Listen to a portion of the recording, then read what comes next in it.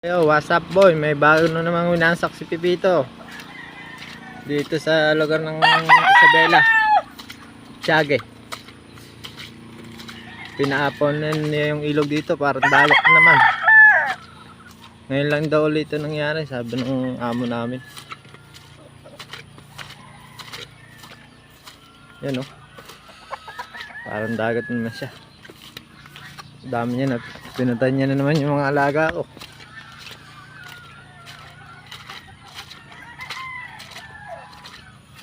Ayan guys, oh, makikita nyo parang lawa na naman.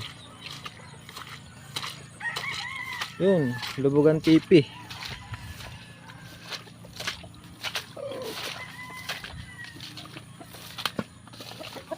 Ayan, lubog yung tipi namin. Yan, dun ay yung ano, ampos tao na po yan, lalim.